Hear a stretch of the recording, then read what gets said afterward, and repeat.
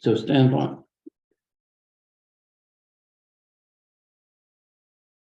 Oh, no. Oh, I'm so sorry to hear that. Listen, you go take care of that. I'll set up a session with you tomorrow over the weekend and catch you up, okay? All right. Hey, good luck with everything. All right. Oh, my prayers are with you here, okay? Okay. Take care. Is that Eleanor? That's Janice saying, Eleanor's saying here. Okay. Janice's daughter went to the hospital, and so she's Just now. I didn't get She was many in the details. hospital 2 days ago. Yeah. It's But- okay. I'll say she's okay. Her daughter's okay. All right, I think we have the quorum of commissioners here, so we will start the Thursday, May 18th, 2023, regular meeting, monthly meeting of the Needham Housing Authority Board of Commissioners and the High Rock Home LLC board. And also tonight, we will be later starting the annual meeting we have every year of the Needham Housing Authority. But we will do our regular business first. And so I will start by calling the roll. Rich Foster is here. Eleanor Evans is here. Ed Stradler here. Penny Kirk here. And I just got a last minute call from Commissioner Janice Bennett. Unfortunately, her sister, I guess I'm just learning this, daughter is in the hospital and something happened and can't make it tonight. So I'm sure our wishes are with her, prayers are with her.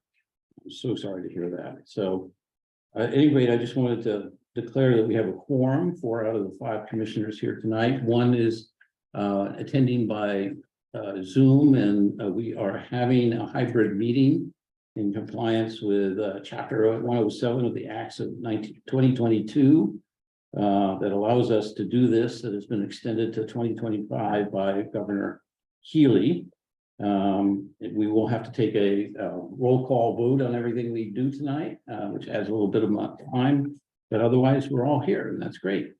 And I just want to note for the record in the minutes that the notice for this meeting was posted this Monday, May 12th, or was it Friday, May 12th, Yes. and updated Monday, May 15th with the town clerk. So I think we're ready to go. We also have a guest with us tonight, Margaret Moran from the Cambridge Housing Authority. Hi, Margaret.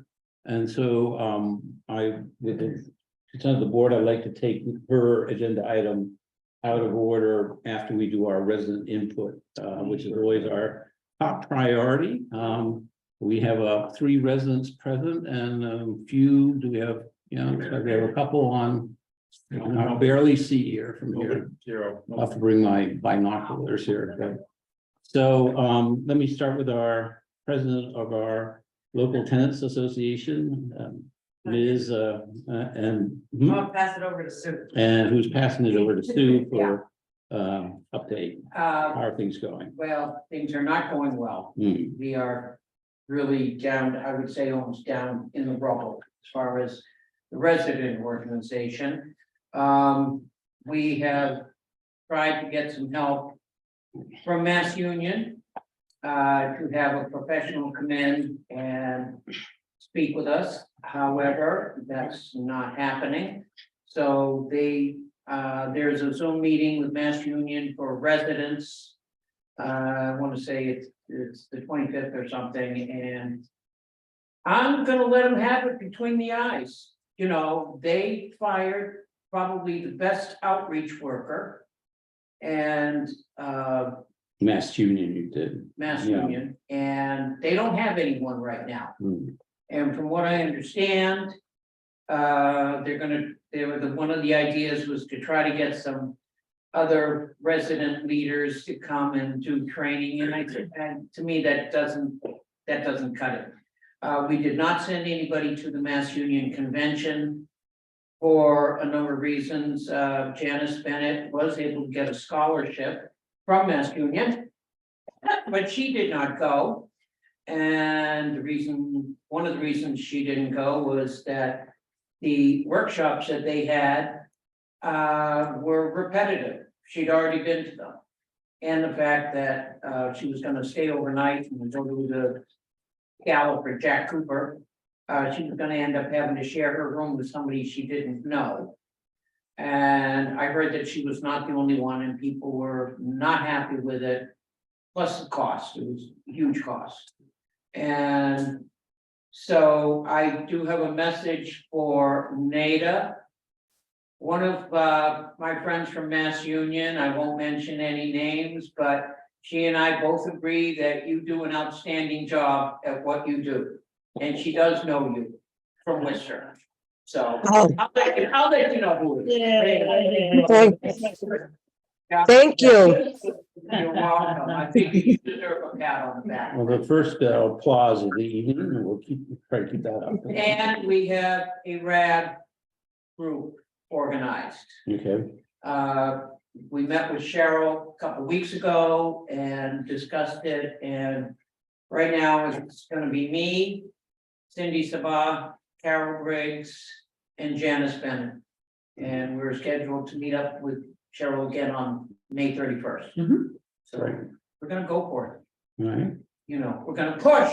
I'm pushing, Cheryl. All right. Okay, I love it. yep, I know you do. I want to just turn to Cheryl and say, is there anything we can do to help with what Sue mentioned at the beginning, which is, you know, Getting somebody else memberships in. going. Right, well, I'm gonna have. Cindy and Carol Briggs and I had talked one Sunday afternoon about some ideas to encourage participation, and we thought that we would do Zoom meetings. That might be a way and to get people to participate in the meetings at Yeah. least. But we'll continue that conversation. Our biggest problem, Reg, Hmm. is the families. Hmm, And this is not uncommon. It happens with every resident group all over. But, you know, if they don't come up and they don't, you know, find out what's going on, it's gonna cause rumor control, there's gonna cause distrust. This and that and the other thing, and that's what, this has been going on for years, and I know that Jess and another woman, I think you went door to door a summer or two ago, trying to talk with people, and for a variety of reasons, they don't want to participate, they want to stay off the grid, they think that we're connected with the housing authority, which I would love for us to be as partners, but it's not the way it is right now. yeah, So I'm just, you know, I know Jessica's frustrated, I'm frustrated. The residents up here are frustrated with, you know, the way things are going, the way they're not going. You know, not getting any of their neighbors involved, you know, they think we're stuck, we're literally stuck.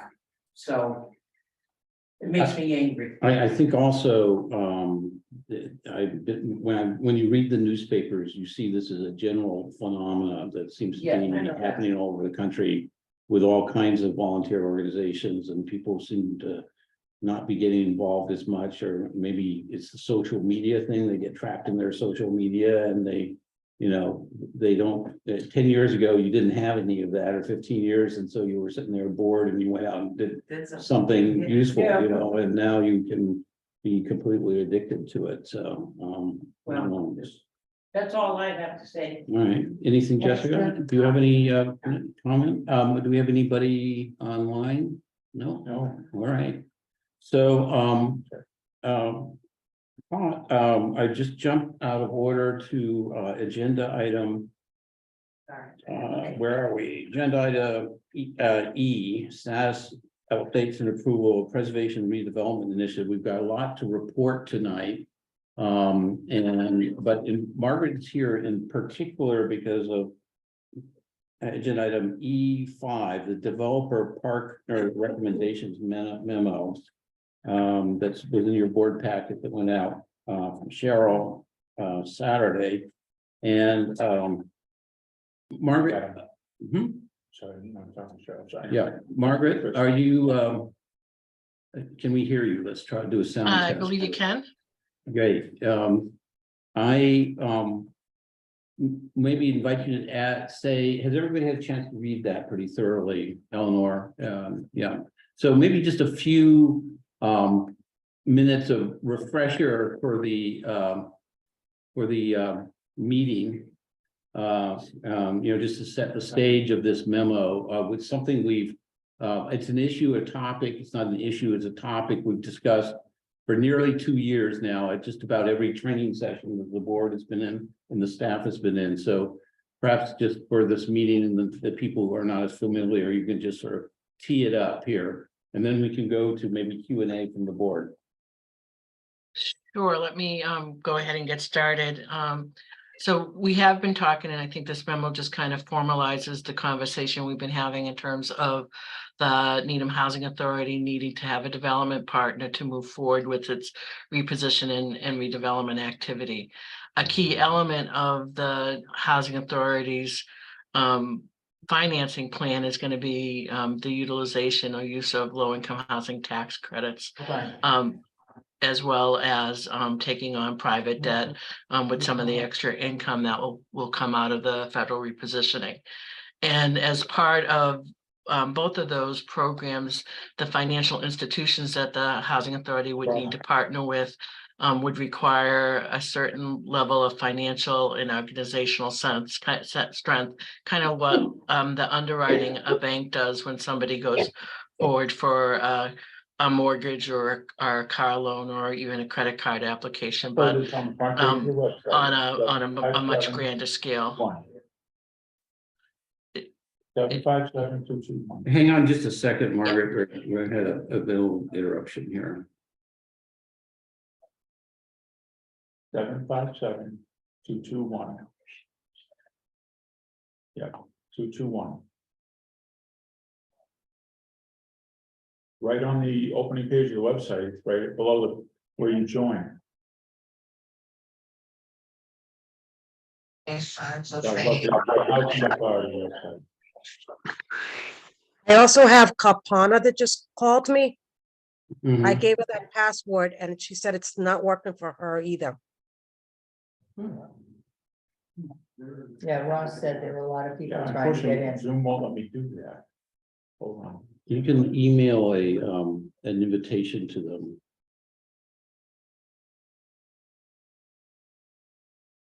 We're having a technical problem, Margaret, so we're just gonna take a No, pause here, maybe ask you to start over again here, so. sure. Just let me know when you're ready for me to start again. We have some of the residents on there too. Well, at least 2 now, so looks like there's been a technical problem, so we'll pause here. So, down where you have your list of, where you get your attention, it gives you an ability to send emails. As long as you have their email address. So, attendees down here in the bottom somewhere. Oh, there you go. There's no This, show attendees here. Yeah. Right there, so click that, do invite or copy to invite, and you can then email.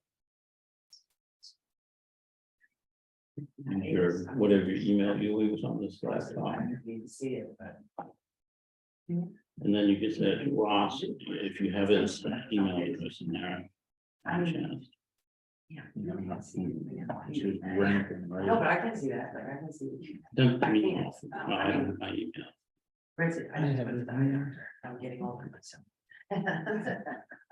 So send it to me. But I don't know if I'm supposed to see that because it's, we're not, that's like looking at a computer. It's normally if you're watching something on TV, it's a bigger screen. Yeah. Email, do you need it? You don't have it. For years I've had it. Yeah. I mean, I think it's fine. No. Right, so, Oh, yeah, no, it's fine. What, are you getting flashes? Well, they're straight readers. I don't have, they're not like all days. Readers and driving. But the driving is really for the lights at night. So it really doesn't help. But change up. Yeah, the reason. Oh, well, I actually got what it did today. My health insurance pays with. Yeah, and they're like red ones. Yeah. and then who else was it? That was Impala. Yeah. The Alpana, okay, yeah, Alpana, yeah. Shaw, here it is, I got it, yeah. Yeah. And who else was it? I think that's the one. And Janice, so that's why Janice couldn't get in, so she probably got frustrated too. Okay, yeah, all read it, trust. And you tell Ross I'm sending an email. Oh, It's old, but when it was nice, 80 degrees. Could you let Russ know that Reg sent him an email? No, I think That Reg doesn't have any? no, I'm sending an email. Yeah, I'll try. Sunday. Yes, I can. Yay. Please Siri, call Ross Donald. But I'll eventually get a bigger. Oh, Ross Donald. Oh. Well, I remember on Route 9, I was. Yeah, I was yes, I have. Yeah, I got one. If you like, I'll pause the recording for. So that thing is way too heavy. Way too heavy.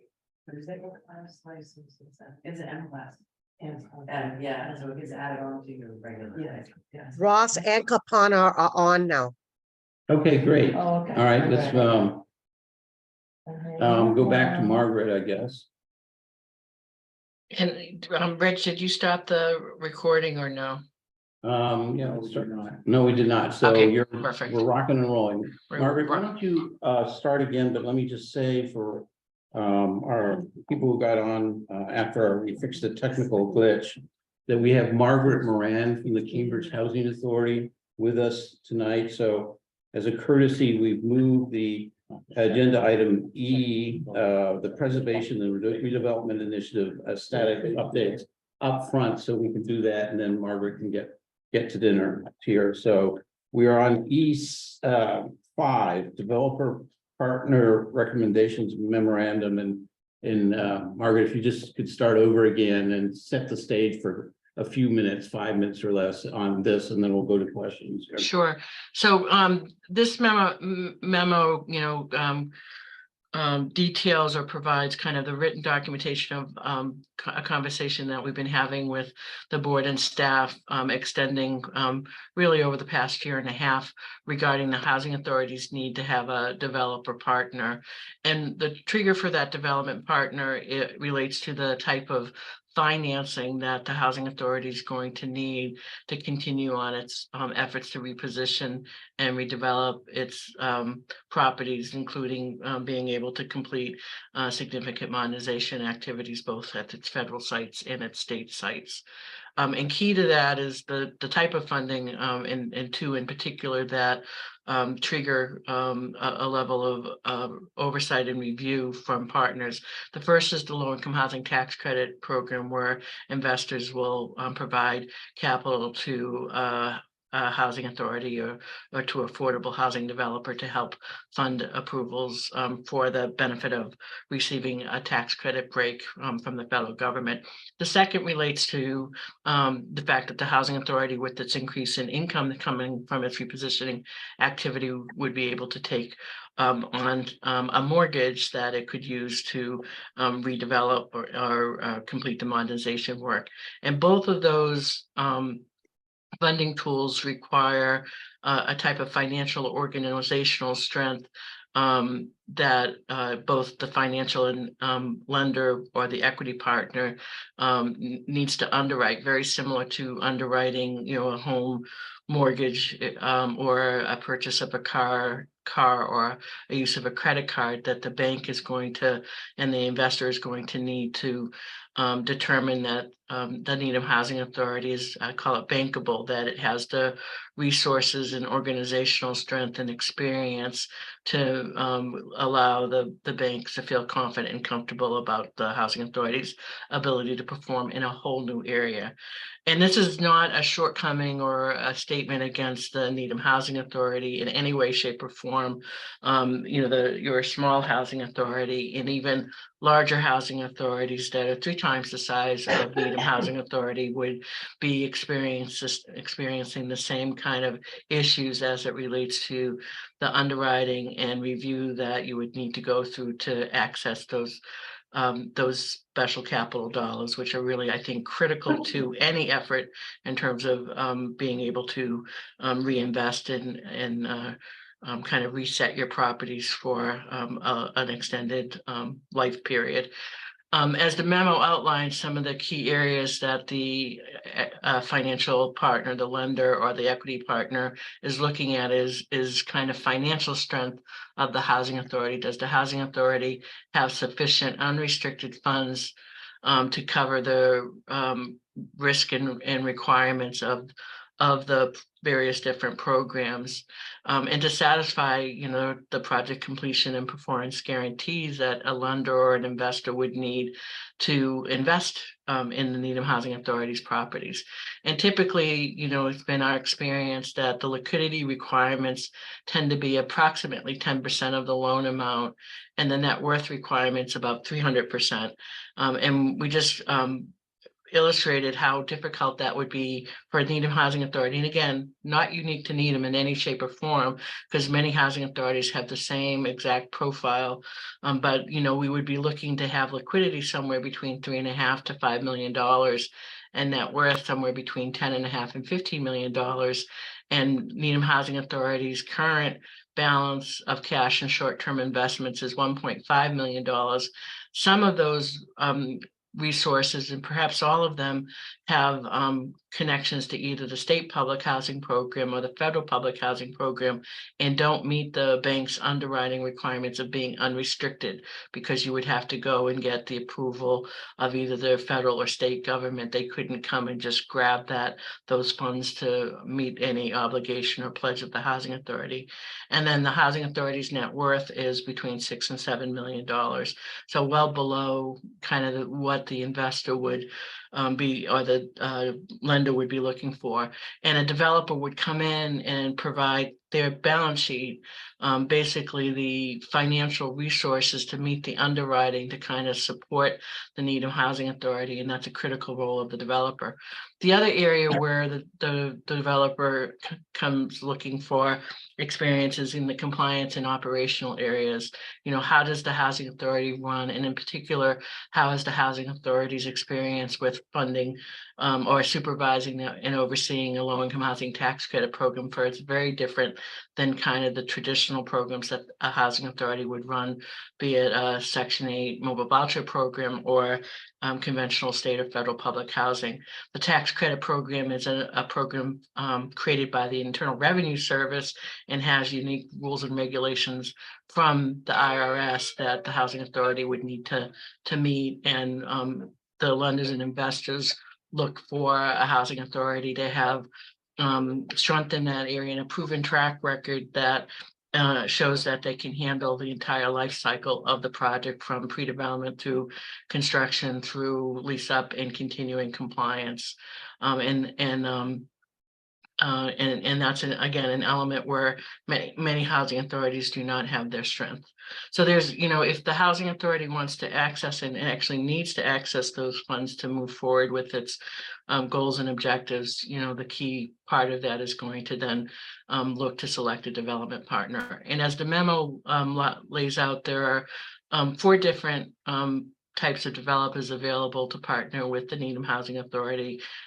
There's private for-profit, private nonprofit community development corporations, and local housing authorities. And in an effort to save time, I'm just going to kind of focus. We included kind of a chart in the memo that kind of outlines, the pros and cons of the 4 different developer types that would be available to the Needham Housing Authority, kind of assessing, how the developer type does on financial resources, on staffing, on a shared mission with the Needham Housing Authority, on their experience or commitment to local focus and local control, and then their access to either project-based vouchers or fair cloth authority. And so a private for-profit developer like a Wynn or Trinity or Corcoran scores very high on financial resources and staffing. They really have a well-established kind of machine putting together deals, expanding their development portfolio, expanding the units that they have under their management control. And so they are strong financially and strong with their staffing. As a for-profit, they don't share in as high a level the mission with the NHA, or the local commitment or local focus. And they don't have access to project-based vouchers or fair cloth. And I'll just say for all of them except housing authorities, that will always be in the low category because that's a unique element of a housing authority developer partner. The private nonprofit is similar with the financial resources and staffing as a for-profit, but does a little bit better on the shared mission and the shared local focus and commitment to local control. Instead of being low, depending upon which one you might partner with, they would fall into low to medium on both of those categories.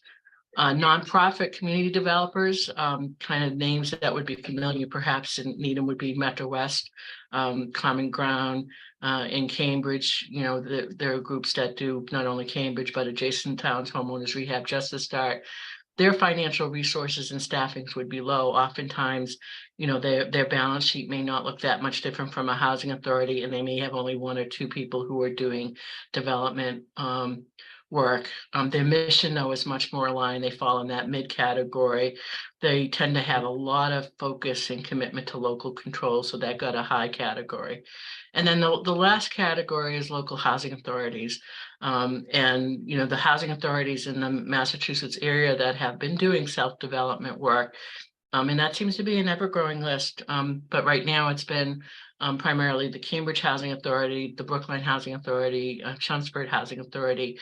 Neither Brookline Housing or Chelmsford has done much in the way of working with other housing authorities. And so that we're not sure if that's an area where they are looking to expand and whether or not they would have the capacity, because both of those have big agendas in front of them with their own portfolio that they're looking to solve. And, for folks who might have read the Globe today, there was a big article on the state of state public housing, and both Brookline and Chelmsford were focused, and they're really highlighting kind of the challenges those housing authorities and many housing authorities face because of the lack of adequate funding from the state program.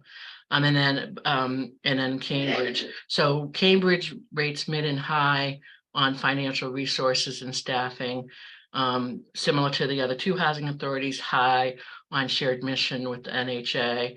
The other two housing authorities don't match the financial strength of the Cambridge Housing Authority. They have not done as many tax credit transactions as the Cambridge Housing Authority, and they too have kind of a very modest staff. The Brookline Housing Authority has an in-house staff of about 1.5 persons, and they still rely on a number of outside consultants to help them achieve their development objectives. But both types of housing authorities have that commitment on a local focus and a commitment to local control, more so than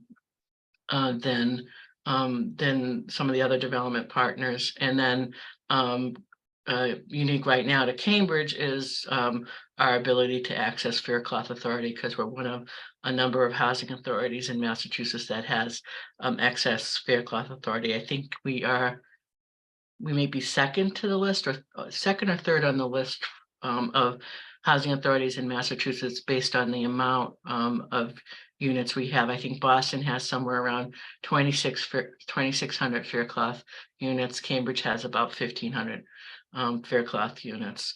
And so, each of the options have pros and cons to the Needham Housing Authority in terms of which direction you want to go. And then we just, at the end of the memo, laid out kind of what the two processes would be if you were to go out and look to select a private, for-profit, nonprofit, or community developer. You would issue out a request for qualifications and proposals, which would be a multi-month process, which Cambridge Housing Authority could assist in kind of drafting those RFQs, and work with Needham Housing Authority to evaluate. The second option would be to do an intergovernmental agreement with a qualified housing authority. That would potentially be a slightly faster route, but that really just limits you to working with a qualified local housing authority, that rather than, the wider field that you might get from issuing out an RFP or an RFQ. And then it just, we lay out kind of the two different schedules we'd be on. Once we get a sense of direction of what the Needham Housing Authority Board is interested in. I hope I kept it close to 5 minutes, Raj. I might have gone over. I think it was a Margaret Moran 5 minutes, so it's a little different. My apologies. Big vocabulary. No worries. No, I think it's very useful for the record of the meeting to have that in the record of the meeting for Yes. people who don't get around reading the very thorough memo that Yeah. also pretty much Yeah. says that. I would just add, I think you said it, but let me say it again if I didn't hear it, which is one of the recommendations is we really have to make a decision by the end of the month in this time frame, because there's a big lead time in whichever way we wind up going if we go down this road. That's why it's featured tonight on Yeah, tonight's meeting. and I'll just jump in on that. And part of it is that, when you go down and looking to select a developer, the developer doesn't want an already cooked deal. They want to be able to come in and potentially, make some changes that may make it more beneficial for them to be engaged and involved. Where if you go out, particularly if you go out the route with selecting, the for-profit through community development, each of them are going to probably want to have an opportunity to make some refinements.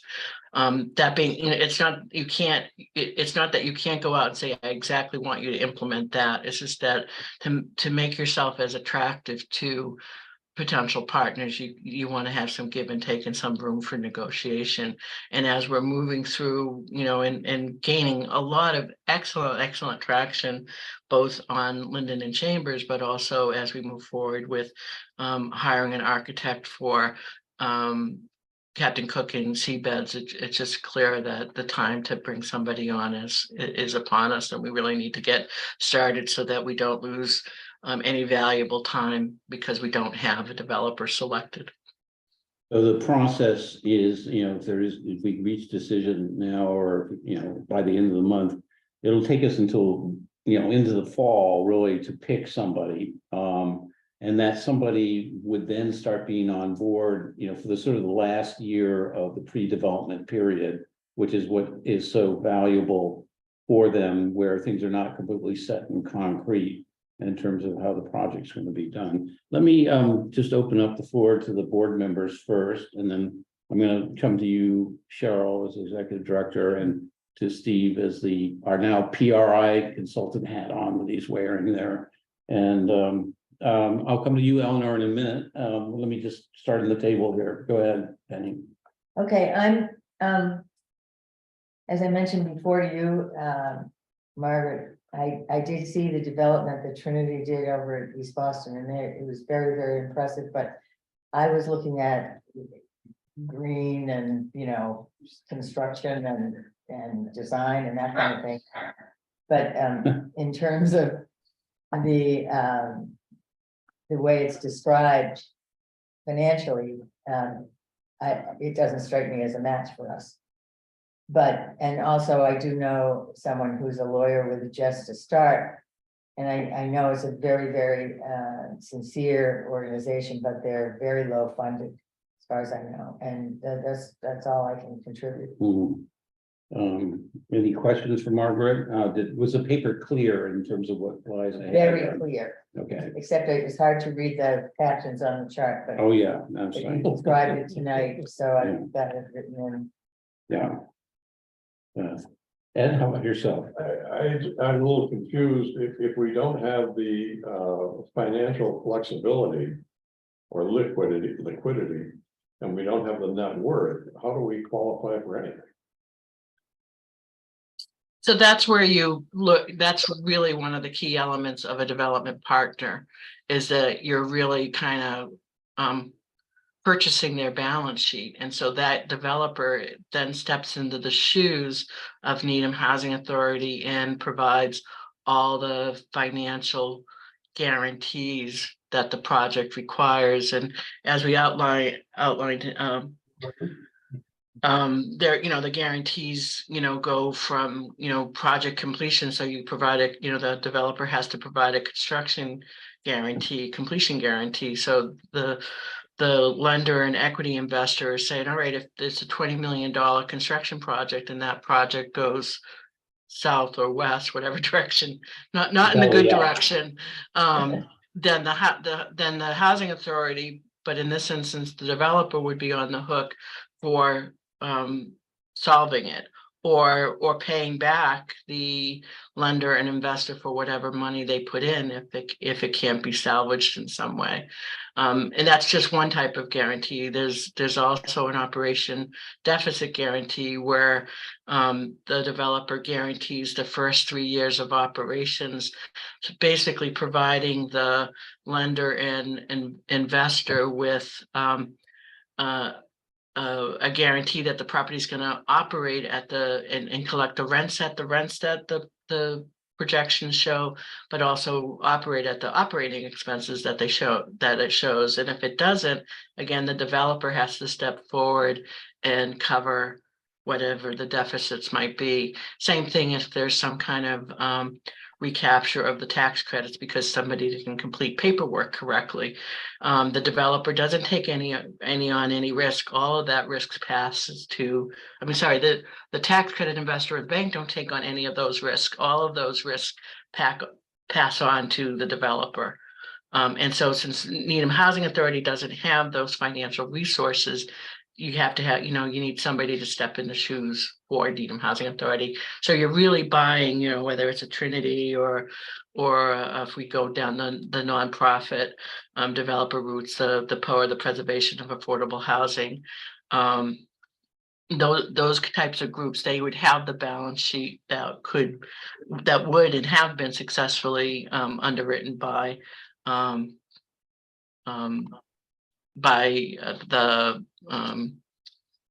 the financial institutions, both the equity and the lending folks. So would you say then that based on our financial situation, to get that developer partner, that we're gonna have to give up an extreme amount of local control? That's the worry, that I have certainly for the private for-profit and private nonprofit route in particular. I can talk a little bit, and the memo talks a little bit about, some of the deals that we've seen in Boston and Chelsea and Salem those are some current recent ones where each of those housing authorities had to cede the day-to-day control of the redevelopment planning as well as the management activities related to those transactions. And, to be honest, that's one reason why the Cambridge Housing Authority opted so many years ago to do its own development, to serve as its own self-developer, because we weren't willing to cede control. And so, the first time when it went out, and this is going back to 2002, so 21 years ago, we had no experience. Our balance sheet would have been a little bit better than yours, but we didn't have a whole lot of money that wasn't unrestricted. And we really leaned into, outside consultants to help us get there. And then we had a little bit more flexibility as a moving to work agency, but it's been over those 21 years and 18 low-income housing tax credit transactions that we've built out both a financial balance sheet, but also the experience to be able to be, a self-developer now, not just for the Cambridge Housing Authority, but we recently closed on a transaction with a partner housing authority, the Medford Housing Authority, on their low-income housing tax credit project, where we've taken on the role of guarantor to that transaction in a co-development arrangement, because Medford has again, a little bit more resources than Needham Housing Authority. But it is, something that allows the housing, potentially have the housing authority have a little bit more local control than it would be if Medford had gone the route of Salem or Chelsea. They would have given up control of that property, and by partnering with the Cambridge Housing Authority, they've given up short-term control of the property, to be honest, but there's a path for them to get long-term control back. And then they serve as our partner in the interim as we execute the work and handle the tax credit program for them. And they're very high functioning, I would call them a mid-scale housing authority rather than a small-scale housing authority. So it speaks to, the Medford experience speaks to how difficult it is out there, even if you're a mid-sized housing authority.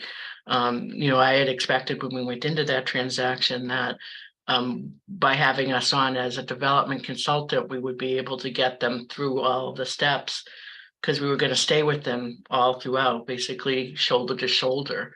But at the end of the day, their lack of tax credit experience and the size of their transaction was enough absent CHA stepping in and taking a financial risk, there was not a path forward for them, absent going down the route with a private developer or for-profit developer. So when the development is complete, there is a possibility then of regaining local control. It really is gonna, not from, you could try to negotiate that with a for-profit or nonprofit developer.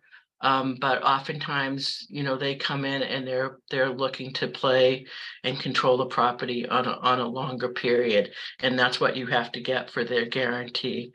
You might do a little bit better with a community development corporation and strike a deal with them. But I think there's some weakness there in terms, as Penny mentioned, each of them are generally not as well funded, and they do have smaller development teams. Like Metro West, I think, has about 2 people who work on development deals. And that means you're really doing 1 or 2 deals a year. Anything more than that can kind of overwhelm you quickly. And so there's capacity issues for that. But you might be able to strike a deal with them where you could come back in at some point in the future. But a lot of it is going to be dependent upon what the equity investor and lender says. So, the deal in Medford, in all, full transparency, requires the Cambridge Housing Authority to stay in the deal for about 7 or 8 years from today until 3 years after the building has reached stabilization, which we project to be either late 2020, well, most likely 2029. And that's a long-term commitment. And then we can only get out if the Medford Housing Authority has demonstrated an ability to successfully administer and continue to operate the property as a low-income housing tax credit project. So, we'll be working with the Medford Housing Authority team in all of this interim period to build their capacity so that we'll be able to exit the guarantee structure at year, whatever that year 7 is, 3 years after construction completion, allowing them to resume full control and operation of their property without having, I'll call ourselves a big sister or brother to them right now, kind of making, or the guardian, maybe that's even the way to say it better, that, we are, as the Cambridge Housing Authority, we have of a decision-making authority over the transaction because it's our capital, it's our guarantee at risk. And so that, that's just the reality of how you manage the risks associated with these transactions. And I know you have a follow-on question, but I want to make sure we don't leave Eleanor out of it here for a couple of questions. If you can wait for a sec here. Eleanor, you probably have some questions or comments too, right? Yeah, so it seems that, tonight, the decision that the board is being asked to make is to decide which method of procurement we're going to use. whether to use an RFP, which would cover private for-profit, private nonprofit developers, or a nonprofit CDC versus an intergovernmental agreement with a local housing authority. Is that? Not from my point of view. I think we're just making the decision to authorize our consultant, Cambridge Housing Authority, to move forward with those options. Still, whether it's, you know, one of those four, or whether it's an LHA, and not move forward to develop the RFP and the strategy, but not to, you know, it'll come back to us and say, okay, here's an RFP to approve to go out, or here's an intergovernmental agreement to go out here. So we're at the very beginning stage of, you know, authorizing them to do consulting work for us, recognizing that we're in this situation. And so follow-up question is, if that's what we would be authorizing Cambridge Housing Authority to do, is there not a conflict of interest in terms of the pursuing the intergovernmental housing authority, intergovernmental agreement route, when Cambridge Housing Authority might be one of the housing authorities that would be considered? Like, so is it appropriate for Cambridge Housing Authority to kind of steer that process when, or how does that work? Is that a competitive process, or we would pick a housing authority and then say, okay, we want to go with you, Cambridge, for example, and then go that route? Excuse me, I just there's a pollen going down the wrong way. I don't know if anybody else has this problem lately here. You just flabbergasted me with your question here.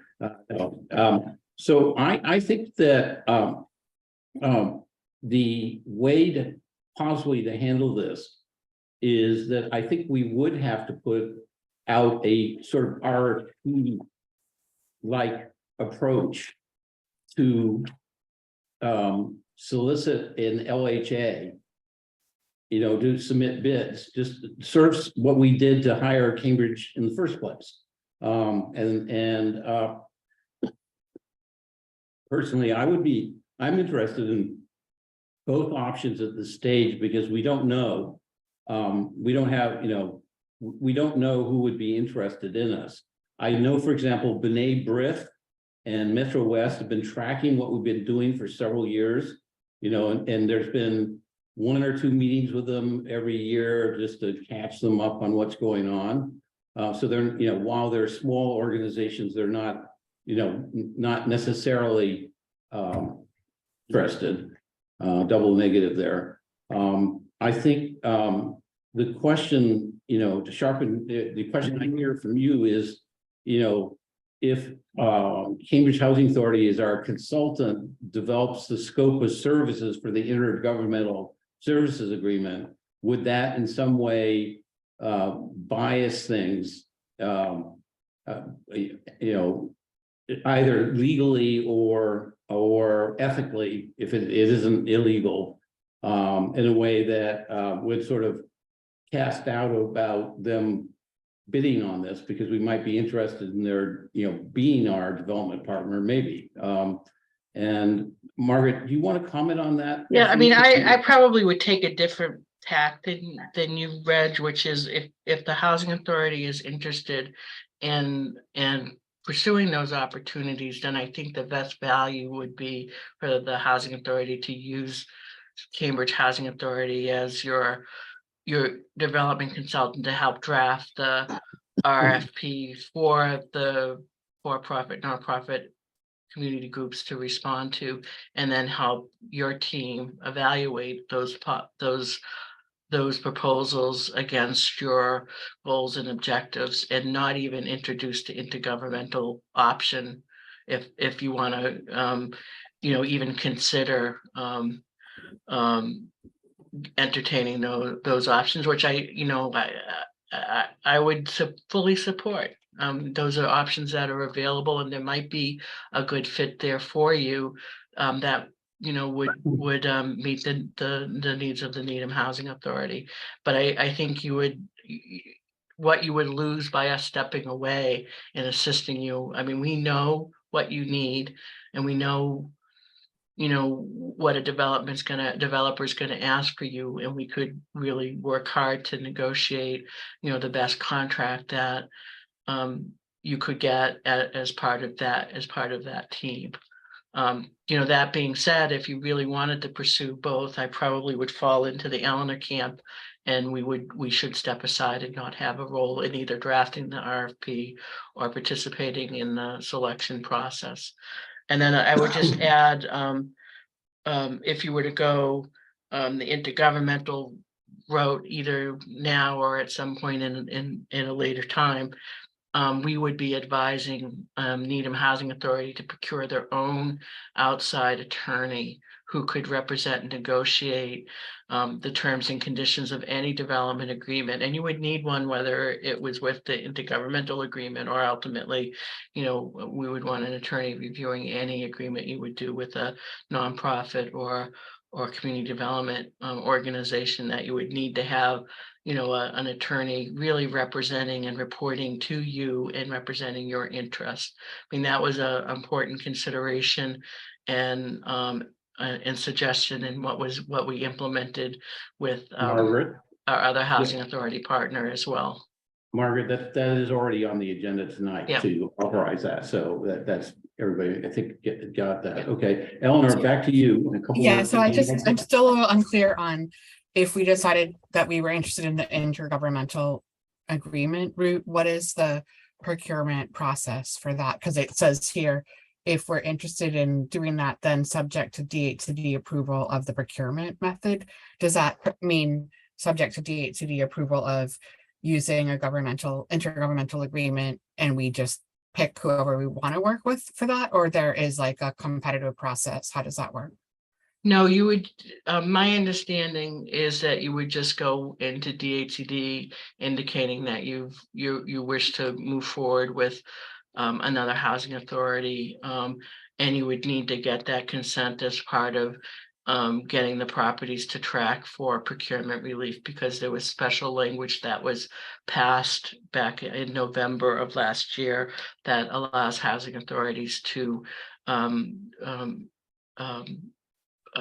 bid construction projects in a more favorable way than under the old public procurement requirements. But there's a provision in that bill that requires DHCD approval of the developer consultant. And so prior to that bill, you wouldn't have had to even go to DHCD. But if you want to take advantage of that bill, and I think you need to take advantage of that bill, you would need to go and get consent from DHCD, whether it's the intergovernmental route or when you make your selection for a third party or non-housing authority developer. And just one other last question on the chart with the in the last column about access to PBVs and Faircloth Authority, and where obviously the local housing authority would have that where the others wouldn't necessarily. So, and is that talking about after the development is built and people are living there, that working with another housing authority that one can kind of tap into that housing authority's Faircloth units? And that would be something that you would probably negotiate as part of the developer agreement itself, would be what other resources besides their financial sheet and experience would they be willing to offer the Needham Housing Authority in terms of moving forward with a joint development agreement. Okay, thanks. So, Penny, you had a question or comment? Well, you mentioned that, Medford is bigger than we are, and we're just small potatoes. And you had quite, a connection with them, which will last for a long time. If we were to, would Cambridge even be interested in helping us move forward? And if so, does that mean you'd probably end up having this partnership or partial control or something, maybe even longer than 7 years? Yeah, I mean, I think for, that's a conversation to have and certainly a conversation that would include our executive team, so at a level above me as well. So, I report to Mike Johnson, who's the Shell Gossman of the Cambridge Housing Authority as executive director. So, he's involved in all of our engagements. I keep him closely informed. In fact, I had him he and I came and visited the property, so he'd have a good idea of, what we were talking, what I've been talking about for a while. Just because a visual can be really helpful. But that would be something that would be part of a negotiation. I've been told that if the Needham Housing Authority would be interested, Cambridge Housing Authority would be open to having those conversations with the Needham Housing Authority.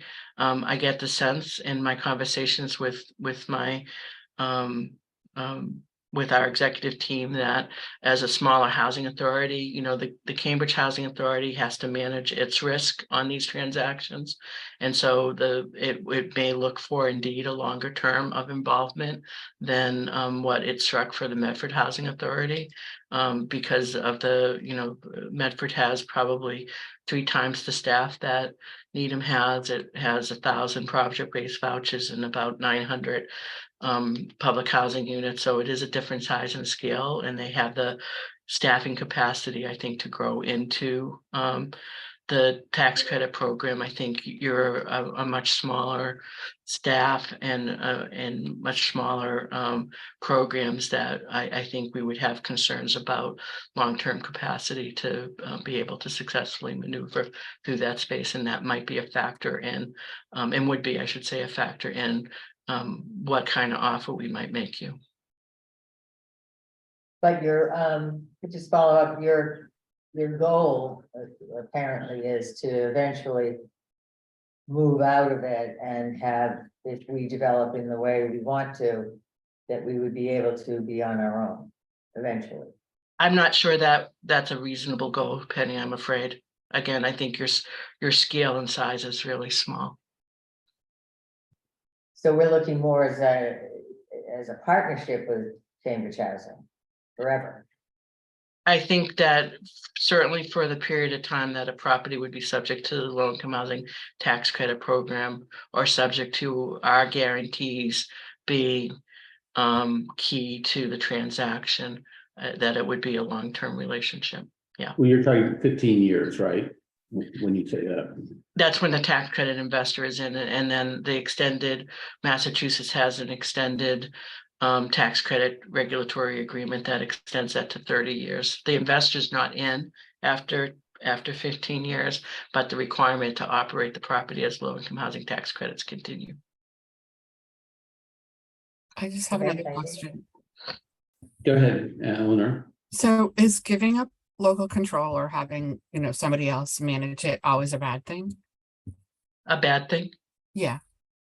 Is it always a bad thing, or are there ever positives to that? Yeah, that's a hard answer. I do know, I oftentimes when I go to industry events and the housing authority no longer has a role in the day-to-day operations, and it, it could be a Trinity or a community builders. The residents miss the connection to the housing authority, and to some level they know who to go to and who to complain to, and they know if you don't, if the housing authority doesn't complain, they also can go to the select board or the town manager or the town administrator and complain there, and there's going to be calls made, and the housing authority is going to be made to be more accountable. And that doesn't happen in the same way with the WIN and with the others. That being said, sometimes housing authorities are performing really poorly, and a switch to a WIN or a Trinity or a Maloney or a Peabody, management company can be a really welcomed event, because it's such an upgrade in performance, and in response that the residents will be saying, thank heavens, it's not the housing authority anymore. There have been instances where, I mean, you guys many years ago, or not that many years ago, shared the management agreement with the Wellesley Housing Authority. And, in some periods, I think that was a really strong relationship. I think in other periods, it was a real challenge for both housing authorities. But I know a number of housing authorities now contract with other housing authorities to provide the day-to-day management of a property. So for instance, the Haverhill Housing Authority provides management services to the Groveland Housing Authority. The Brockton Housing Authority is doing Abington. I'm trying to think, there's just a number. I think Taunton does 3 housing authorities. Quincy's doing an adjacent housing authority. Cambridge is right now doing the day-to-day management of the Belmont Housing Authority under a management agreement with them. And I know I can only speak about the Belmont experience directly because of it being Cambridge, but we came on board right at the start of the pandemic when their executive director gave notice and moved on. And they were, it was their 3rd executive director in 4 years. And they were in a pandemic and they didn't know what to do. And so they reached out and we signed on for 3 months to help them get through the beginning of the pandemic. And then they asked, could you stay on longer? And we are now just renewing what was an original 3-year contract. We'll be renewing it, I guess, in the fall for another 3-year term. And the reports I hear from the residents, and, I've been out to a number of resident meetings talking about potential redevelopment opportunities at their property is, just a real positive response of how, how things have improved since we've been there. So, it really is depending upon who comes in, what, how responsive they are to addressing and doing good property management and maintenance, and then how responsive they are to answering the phone when residents call with work orders or concerns or issues that need to be addressed, and I think you can find that in any number of areas. I just think there's an accountability piece when it stays with the housing authority that makes it a little bit more, trackable. We're accountable. We have to come to public board meetings just like today and account to the residents, or we have to go in front of the Board of Selectmen or City Council to account to why is an elevator been out of service for 2 days. You don't see the private folks doing that. And so just one question. So if, in such a circumstance where the housing authority is not involved in the day-to-day management of a particular component of its portfolio or the whole portfolio, then, the housing authority, but what does it do? Is it oversees the management agreement, or? It oversees, so you in this case, need a housing authority, so you would continue to potentially operate your voucher program, right? And then you would maintain ground lease. So our recommendation is always for a housing authority not to give up ownership of the land.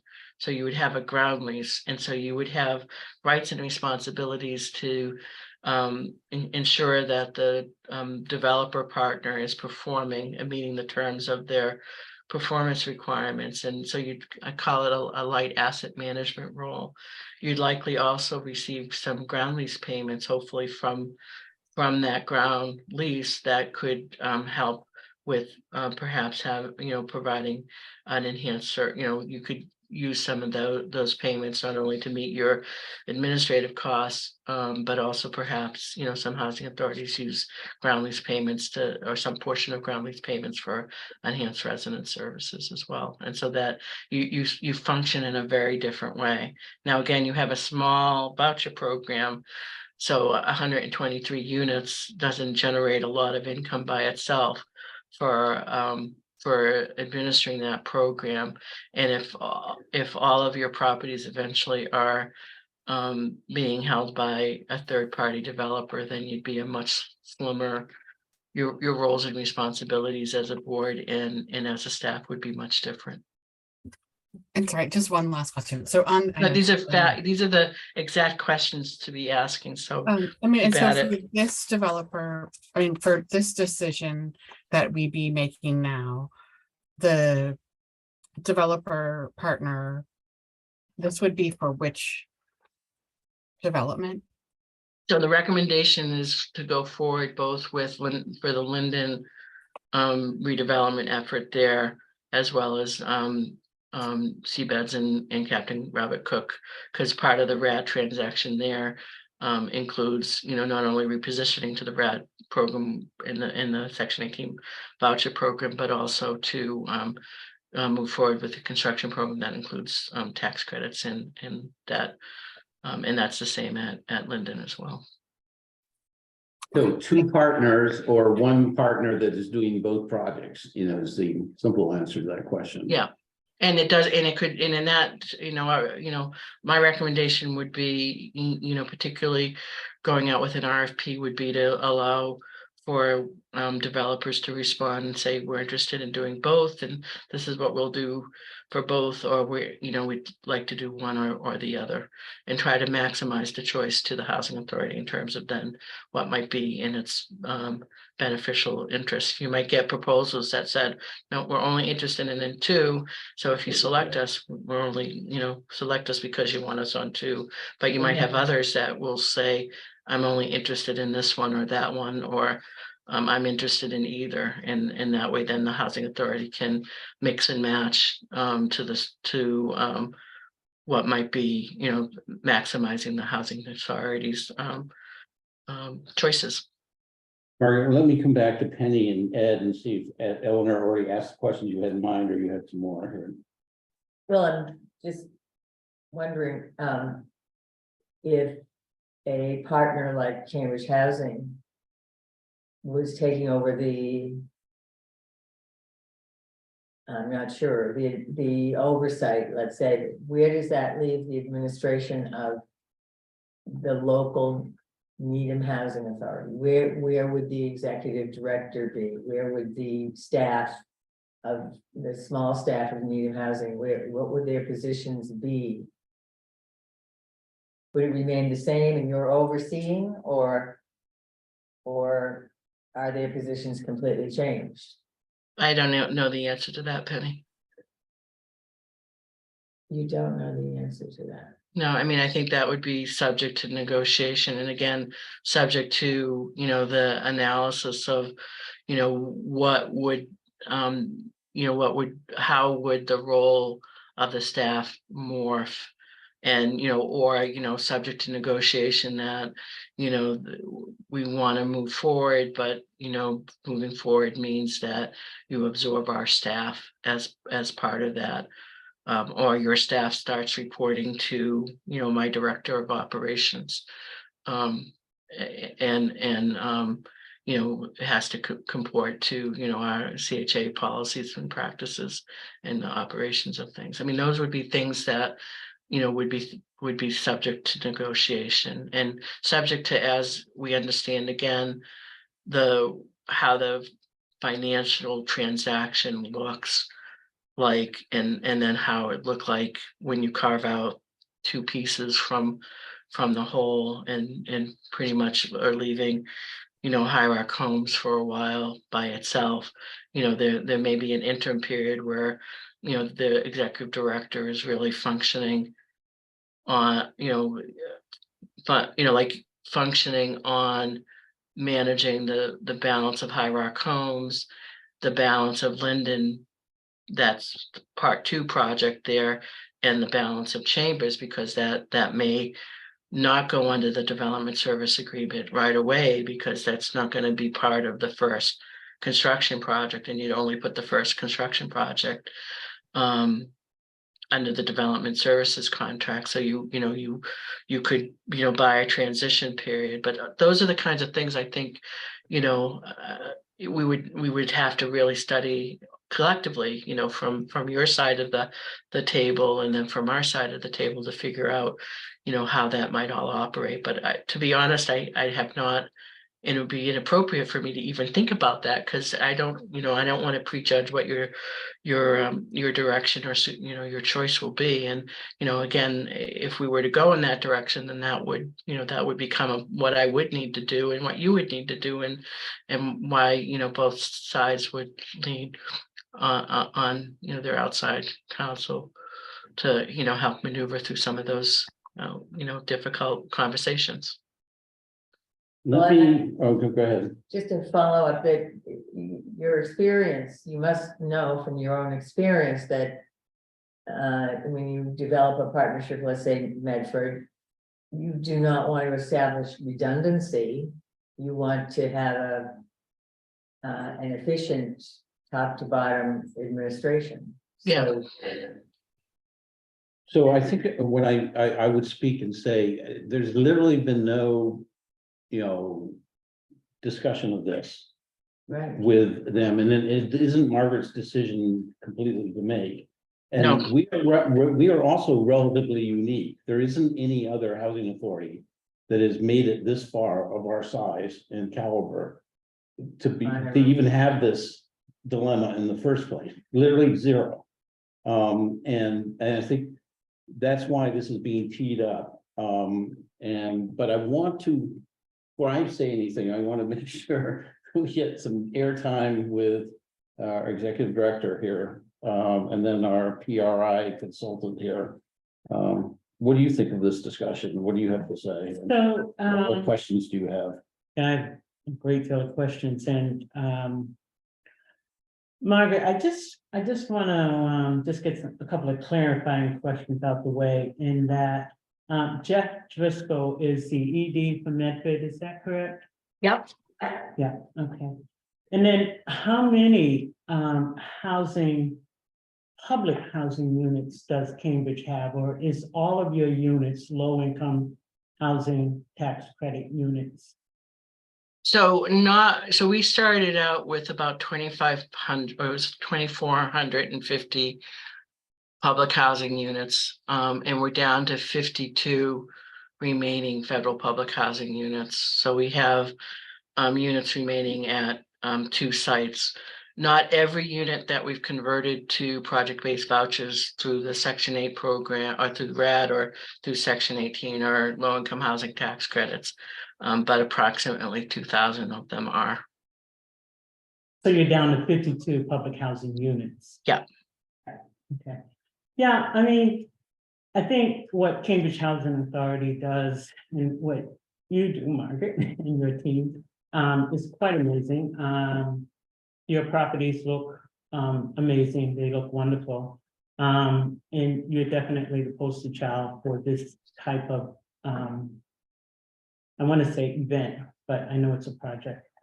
A lot of places in Boston are doing this very same thing. And I've spoken with people in Boston about, from both a resident point of view and a developer point of view. And I think you all are very organized and you do it well, but most of the developing companies don't always do it very well. And so I hear nightmare stories of residents and what they go through with a new management company coming in and running the place. So it doesn't always work well. But I do know in certain situations like Cambridge and Belmont and Quincy, and now it seems Medford, those relationships do work well. And having said all of that, that's the thing that bothers, worries me the most. My concern is really, we're taking on a huge chunk financially in terms of the RFP that will go out for a designer. And then we're going to take on another huge major milestone in choosing a developer in terms of, which way we're going to go in that regard. And I just caution that we take it slow and make sure that we all understand thoroughly, do our due diligence and research and understand thoroughly what that means, And then my other question was, is the low income housing tax credit the only way to go to fund construction? Unfortunately, that's my assessment. I can talk about the Chelsea Housing Authority that actually didn't use low-income housing tax credits on their transaction. So they partnered with Corcoran Jennison, a private nonprofit, and they, I believe, I don't know exactly the acres of land, but they had a 94 unit state public housing development that was on, say, I'm going to say 4 acres of land, but I'm not sure about the acreage. But the deal that they struck with Corcoran was that Corcoran would take over the ownership of the land and the rights to develop the site or maximize the development of the site, with the idea that market rate units would fund the replacement of the state public housing units. So the transaction ended up with the original 94 state public housing units being replaced, and 250 new market rate units being created. And the math of the deal, so the housing authority gave over the land.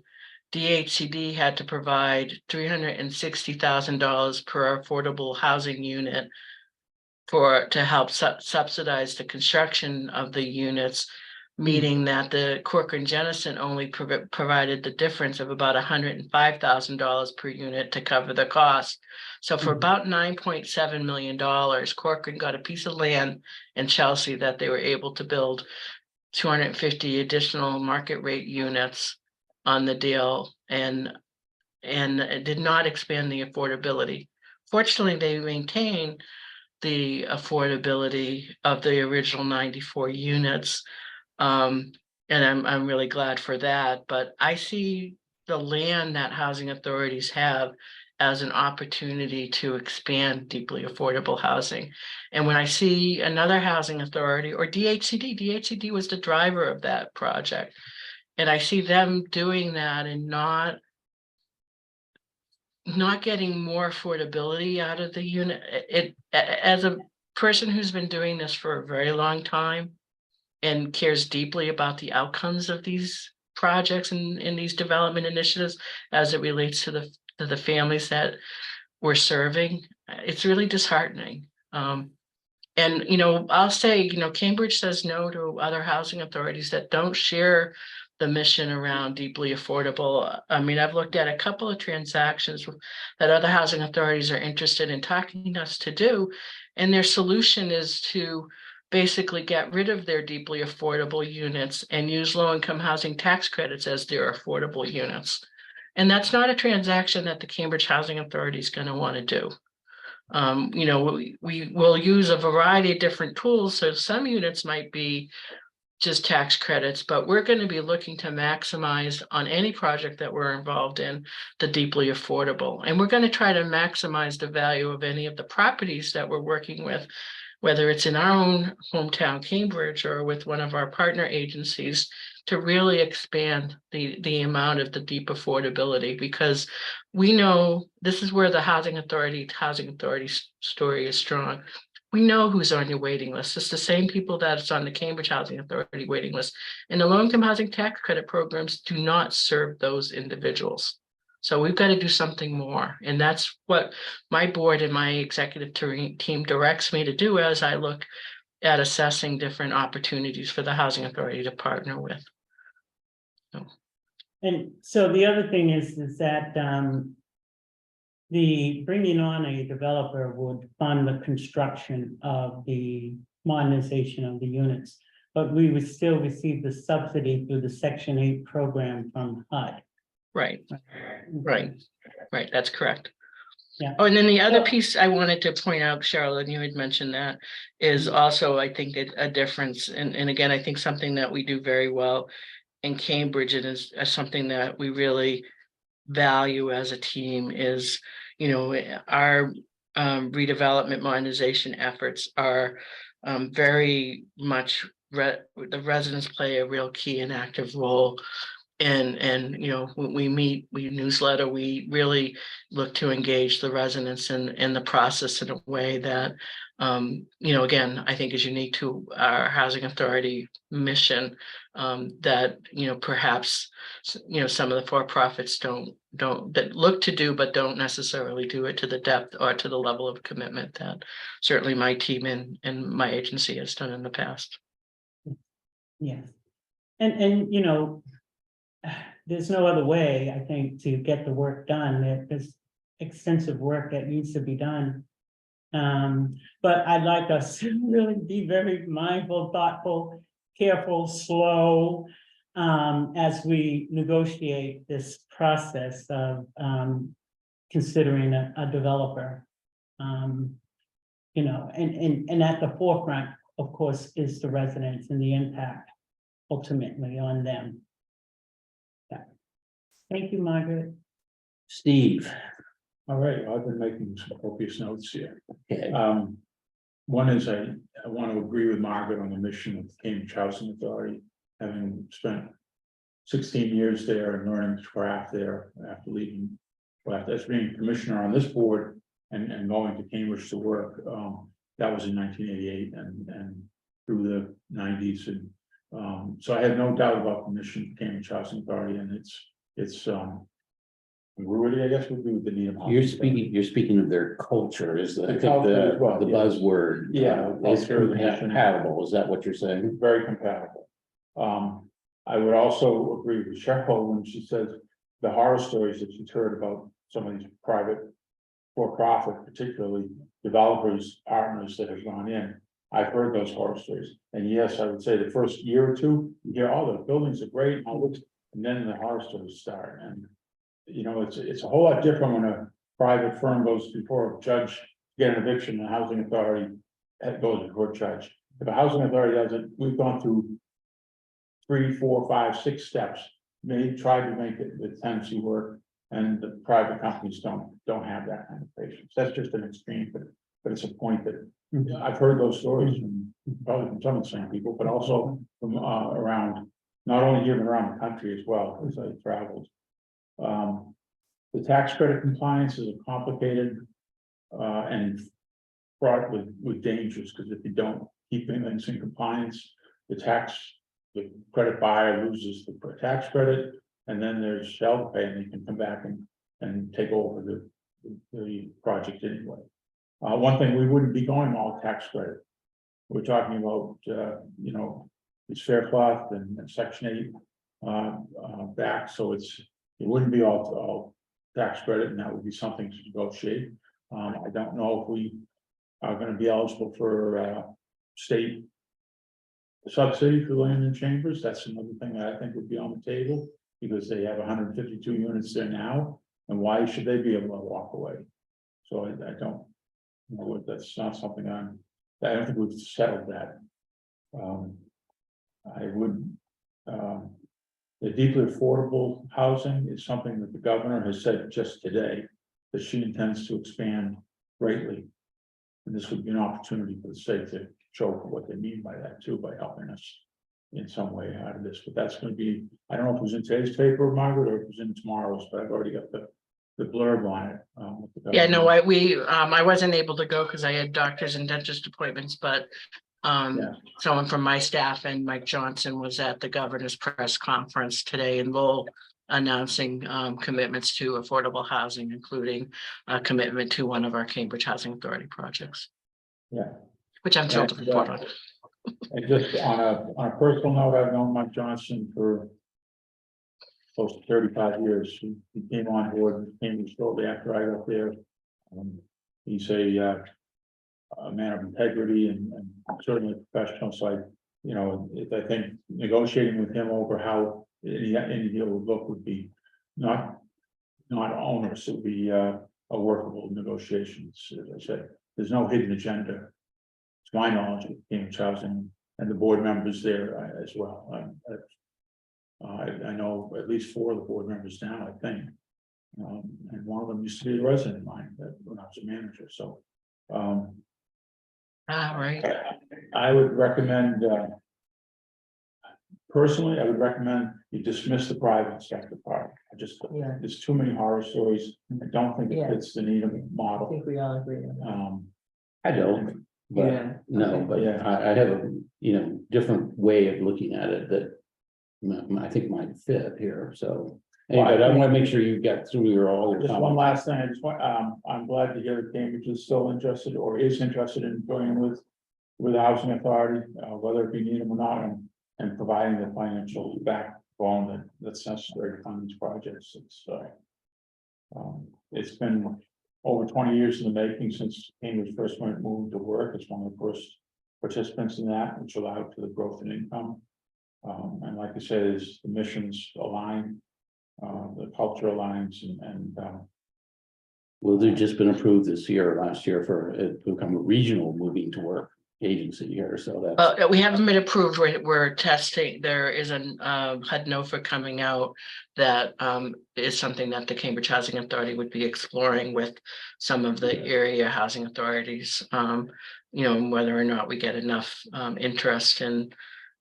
We'd love to put together an application because we think there'd be really value to other housing authorities to get into the moving to work category. This has been a really, good. Margaret mentioned Chelsea and how the state Mm. ended up putting up so much money. Similar thing happened in Framingham a number of years ago with the mustard field. The HCD ended up putting in millions and millions over. And also, in Somerville, the Cape and Court. Yeah, so, yeah, we actually looked at those, two of the three of them. We visited two of the three of them a few years ago, so. Yeah, so, yeah, you can make a deal, but you don't wind up with any more deeply affordable housing. Right. You wind up saving the ones that you have, which of course, if there's no other choice, that's critically important. Listen, let me, I didn't quite realize this was gonna take so long on the agenda. We have a couple other things to do. I've got lots of notes. I'm gonna try to be brief, which is a challenge always for me, as we know. But I just want to let you know that again, I've said this before, but full disclosure, I've seen this movie once before, when I was at Marion. And we redeveloped a Little Neck Village from 16, falling apart units that kind of looked a lot like Linden Street, into 48 brand new units. And of course, being so little as a town, there wasn't this opportunity to have a choice. And we did partner with the Fish Company, was actually a part of the Suffolk construction. Old Mr. Fish was still there. This was his hobby. He was an incredible gentleman. He was like an old school gentleman and saw it all the way through from start to finish. And we got it done in 3 years. And it was a tremendous success for Marion. And yes, you do lose that personal touch. So whenever I visit every couple of years and see all the residents we partnered with, and you get that. The one thing is, the management's kind of like arm's length, but it isn't a horror show thing because they're very grateful to have. Otherwise, they wouldn't have any units today, 10 years later. And it's so it's been a big success.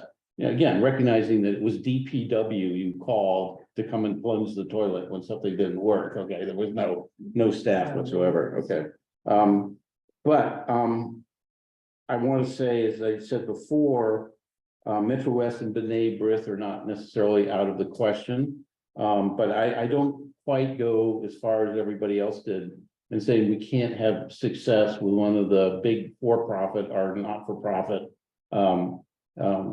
developers, but it's not necessarily the kind of, it's not, there's some disadvantages. I do agree with that. So, but to me, it's very, very, very simple to boil this all down right now for tonight, which is if there's no partner, there's no project. We might as well just stop, because we don't have the balance sheet and the other attributes that you need. So we got to recognize that. That's why I don't want to say discard the private sector, because what we don't have. Another thing is there's no way, shape, and form that over when I'm still breathing, that Cambridge Housing Authority can recuse themselves from everything that's going on right now, because there's it's just, Cheryl and Steve see it much more than the board members, but you see it all too. I mean, there's no way we could manage even to get to where we are right now, or even manage the design process that we're in without the help of that team. So to me, that's out. Anything that causes them to have to recuse themselves, no, okay. I think what we don't have, I've been thinking about this for years, because I knew we were gonna get here, eventually. Is what we don't know is what they call in the private investing, the venture capital world, we don't have a term sheet for what it looks like to partner with Cambridge Housing Authority or any other LHA. Okay, and when we say any other LHA, to my knowledge, it's only Brookline and Chelmsford as well. And I've been trying to pay attention to everything that's been going on. There are other large housing authorities like Framingham and Chelsea, but they're not, they are focused on their own internal issues. What they've done in Chelmsford is effing, amazing. David Hedison is the guy who leads it there. But I'll tell you, I've been trying to meet with that guy for 5 years, and I still haven't got my first meeting with him. I don't think I haven't experienced an interest in branching out further, and Steve is agreeing with me, and he's pretty wired into the Mass Neighborhood, and I mean, it's he's doing amazing things up in his region, but we're over down here, and it's a different thing. So I mean, I wouldn't rule out reaching out, but and I think we should, but I wouldn't hold up any hope that that's and same thing with Brookline Housing Authority. Mike Jacobs, those of you who remember him, who was the consultant on with the Abacus, is the chair of the Brooklyn Housing Authority. So he and I have been keeping in touch, pretty closely. And I've talked, he's told me what they're doing. Their website is very well informed in terms of what they're doing. So it's everything Margaret has represented, but they aren't, down to 52 remaining units that need to be done. They are just at the beginning of tackling, I forget how many they are. They're sort of a little bit bigger than Medford. They're like 12,000 to 1,500 units out of range. They're a big, dense urban town, and they're not, I'm sure he'll talk to us, but I don't, and the board is great, but I don't know, I wouldn't hold out. I don't think there's anybody else out there except Cambridge is what I'm trying to say. So my principles are, if there's no partner, there's no project. So if Cambridge can't do it or won't do it, or we can't live with the way Cambridge wants to do it, then there's only one other choice: to go out to the private sector, or I guess you could say the other choice is stop. But in 10 years, we're not going to have Nonprofit, I don't. Oh, the nonprofits. I mean, I know, I know the other talking, option, but it's Yeah. different things there. Yeah. Nonprofit is not quite. but one of the other things, but what we don't know is, and it's never been discussed, and there's been no discussions ever with, with Mike Johnson, or of reaching this point, what do we do?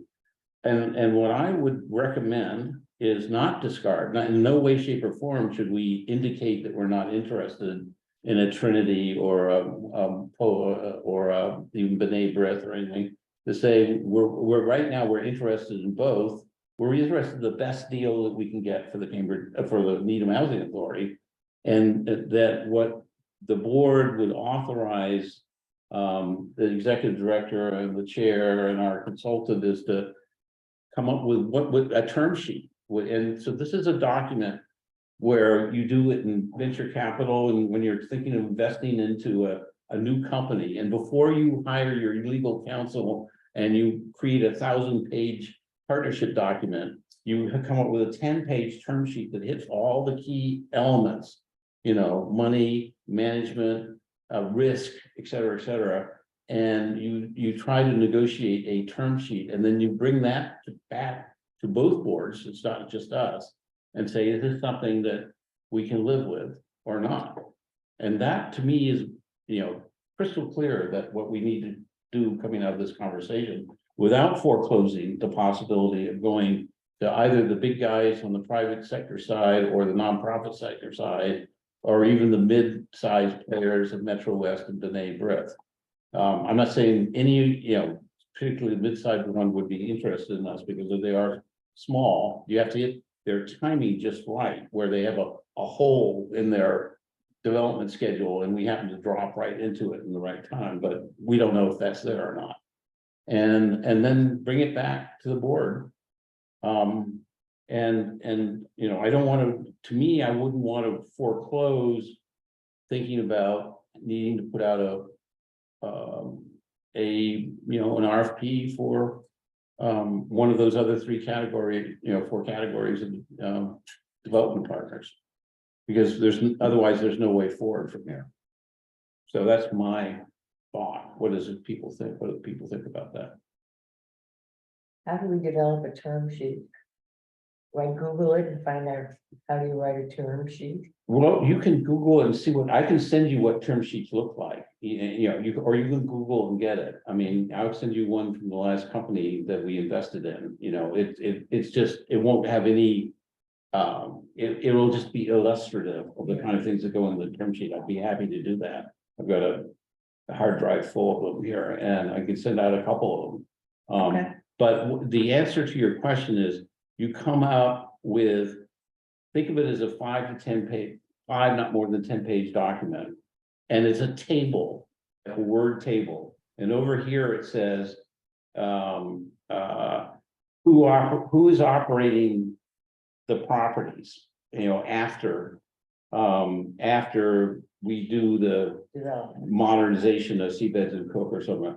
It says who's working for who's being paid what, and so forth. It's like, if some companies, if you're acquiring a company, they spell out what happens to each other, one of the key employees, and do they get stock options, and do they have bonuses, and if they're owed, if they've made loans to the company. A lot of these entrepreneurs, they drain their own savings accounts. So they have their $200,000 on credit cards, and it spells out how that gets paid back and when. If you have a key employee, like this person who created the technology or something, then you have an agreement with that key employee that he or she will not leave in the next 2 years. So that, if it's a technology thing, the program doesn't drop off. If Cheryl is a key employee, it would spell out exactly what happens to Cheryl, with Cheryl, and where she works and who she works for and what much she gets paid, and is she a Cambridge person or a Needham person, or works for the LLC that gets formed. Remember, we're setting up these third-party LLCs and with partnerships that part investment and so forth.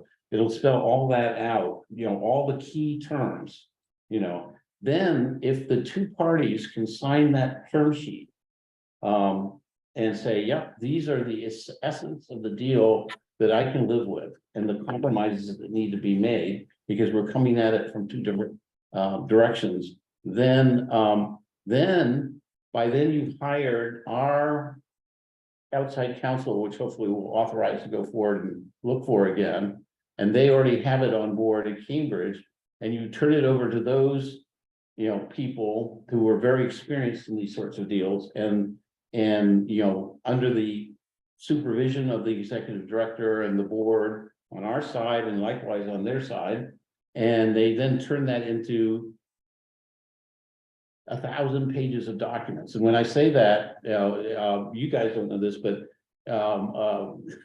Margaret found the deal book for the High Rock Homes LLC, and I started to want to download it, but it was like 650 megabytes of documents, that that was just for 20 duplexes in 2008 or 9. So, but the term sheet has all the critical terms, not the fine print in it, is what I'm trying to say. Yeah, okay, Does that make sense? Did I describe that all right? yeah. Makes great. And I can send out an example of a private sector term sheet tomorrow. I don't believe there's I'll look to Margaret on this point. And Margaret, do you disagree with anything I just said? But I don't think there's any example of such a term sheet model that I described, unless you did one like with Medford or something like that. I don't know. I would say I've done, what I did for Medford probably meets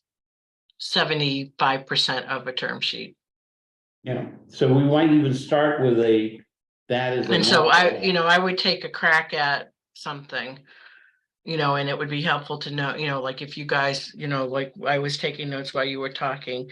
So, one of the things we would need to, put in the term sheet that doesn't exist yet would be, what would happen to current staff. One of the things I have put into term sheets, not Medford, would be,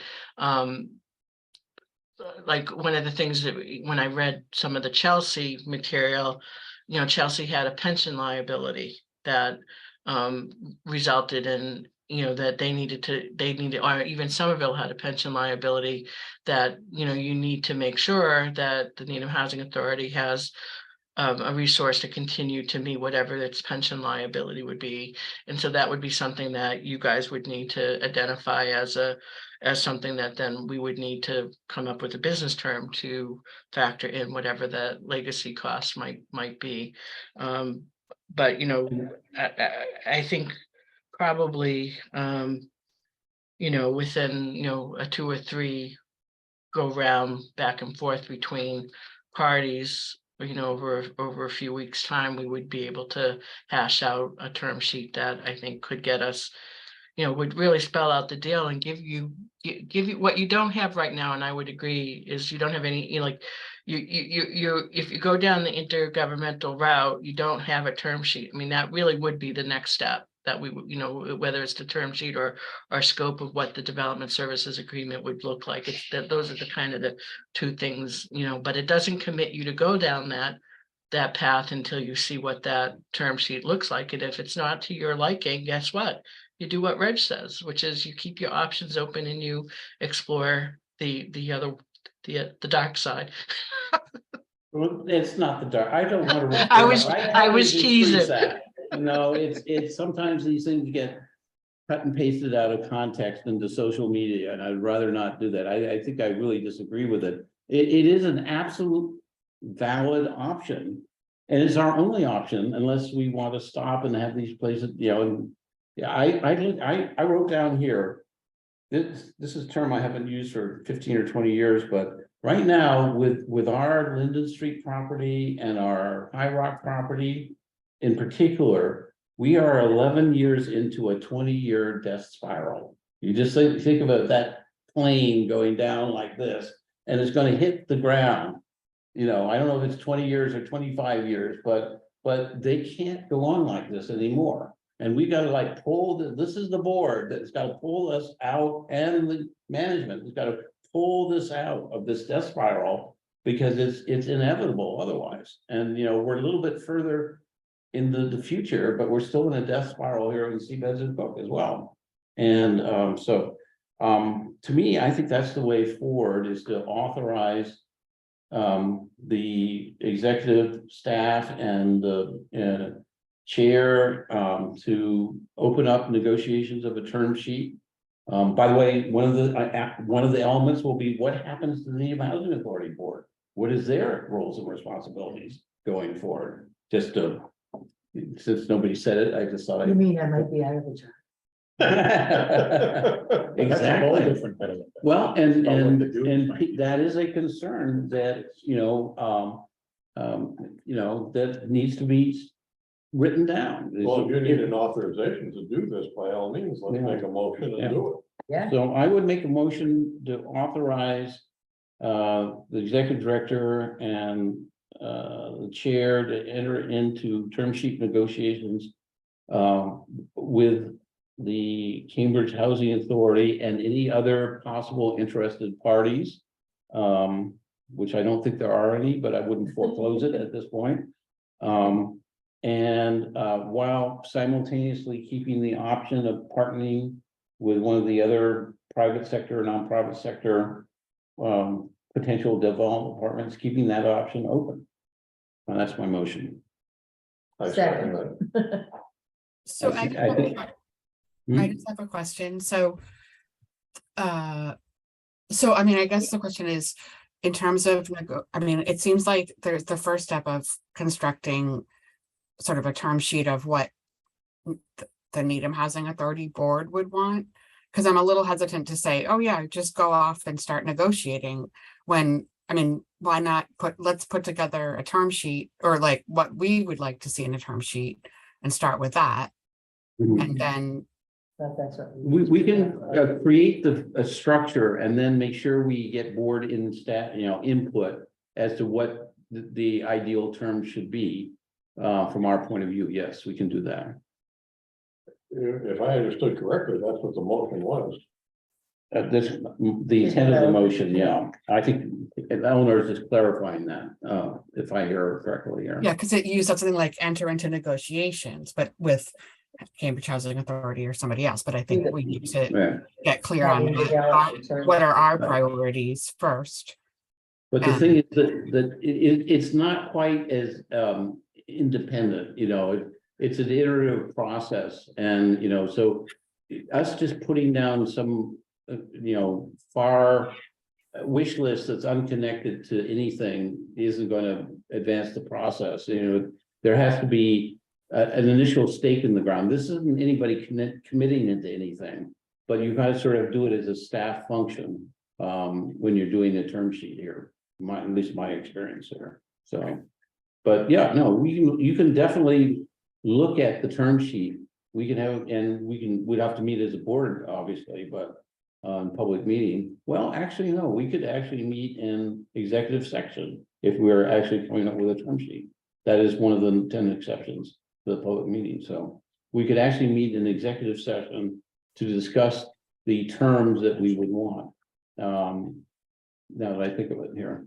And I guess one other question I have is since we don't know, I mean, is the way this works that we are kind of going out to find a partner and to say we have this pre-development process going on in place, and we are looking at different options in terms of financing and low-income housing tax credit.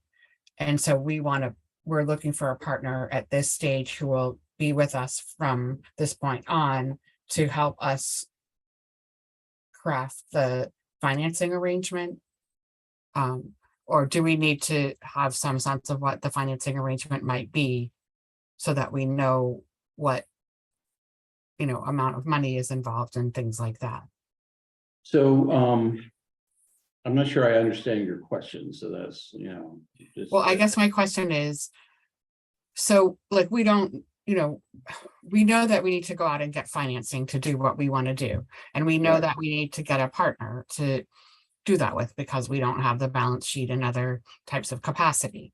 So I guess my question is, in terms of negotiating something with a partner, when we don't know what how much money is going to be coming in through the financing, like, how does that work?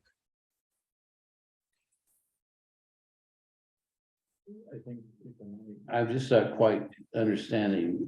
I think we're gonna know estimated cost of the Yeah. development, so that kind of enters into. So, let me try what Steve is suggesting to me here, which is in about a week or so, we will have the, conceptual feasibility study for Linden and Chambers, and their cost estimators working right this second. They've already delivered their preliminary deliverable. That, where we've been saying up until now, it's a $35 million project to do phase 1A and, another 35 to do phase 1B. It's all those estimates are going to be updated. So we will know the amount of money that needs to be sought. Is that Steve thinks that's what you're asking? Is that what you're asking? Well, I guess that's sort of what I'm asking, but I'm also kind of asking, like, if we're going in and saying, okay, okay, like these are the terms of our deal, and okay, partner, you're gonna get this out of it and we're gonna get that out of it. I mean, some of this that they're gonna get out of it is money, And like, Right. how much money, like, are we talking about, or what's the, That will be in the term sheet, yes, as I envision it, not at a detail level, but at a sufficiently detailed level to make a decision. but I guess my question is, but we don't have the money in hand and we don't know exactly, the sources of funds that we're gonna be getting. So how do we, That's what the role that the Partner, development. that's what they consultant- did. Yeah, If I could use a Little Neck Village example, in Marion, once we signed up with the fish company, they basically went out and raised all the money we needed to get. And then drafted all the documents and did the legal work and presented it to the town for signature. and I was just gonna say, then the developer takes on the responsibility working with Needham Housing Authority to secure the funding from all the various different sources that are gonna be part of the layer cake to move forward with the development. And you would, and we would advise that you would, not sign a development agreement that has no end date, but that you would sign a development agreement that if for some reason the developer's not performing or you're not succeeding, that there are outs so that you're not stuck in a bad, in a bad situation. But you want to give a developer enough option to be successful. Sometimes it can take 1, 2, or 3 rounds of funding to kind of secure everything that you need. But it really, the onus shifts to the developer with, some support, a lot of support from the Needham team, because the thing that's going to get any of your projects over the finish line is all the work that you've all been doing already, to tell your various different boards, tell your town meeting, tell your CPA committee about your preservation and redevelopment initiative. And we're going to need to lean in, or whomever is going to need to lean in on those relationships to be successful. Because if you have an outside partner, no matter who it is, it's the key people are in your room in terms of who are going to be critical to make it happen. But the developer would really take on the responsibility of building the layers on the cake with some help, particularly around local sources from Needham.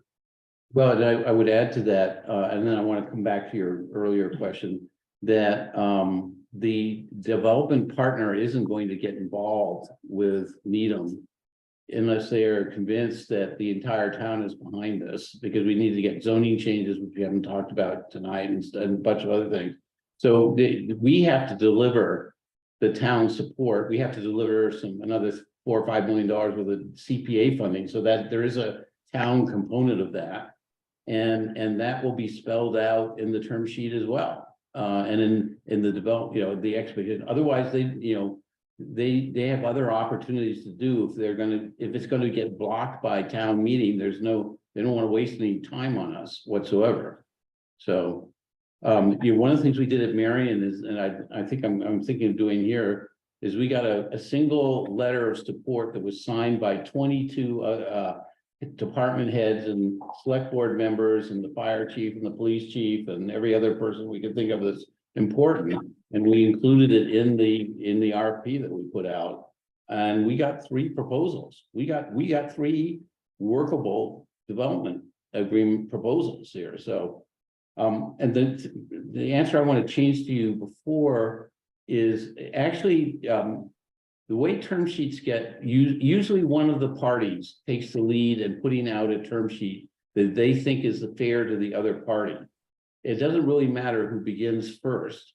And when I'm thinking about it more, I think, given our resources, which are stretched to say the least here on, sitting around this table, I would probably be inclined to ask Cambridge Housing Authority, having listened to this and having thought about this, to make an initial proposal that we could react to rather than our trying to come up with something out of thin air.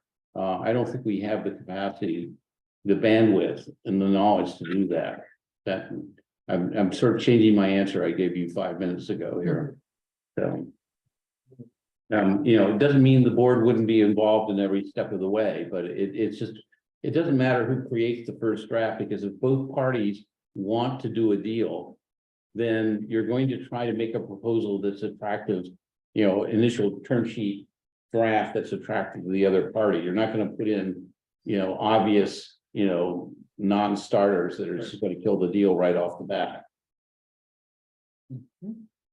So we have taken way too much time on this and maybe not enough time on this both, I don't know. But we do have a motion and a second on the floor. Are we comfortable Can I, voting on this and Can no I ask comments? for- Yeah,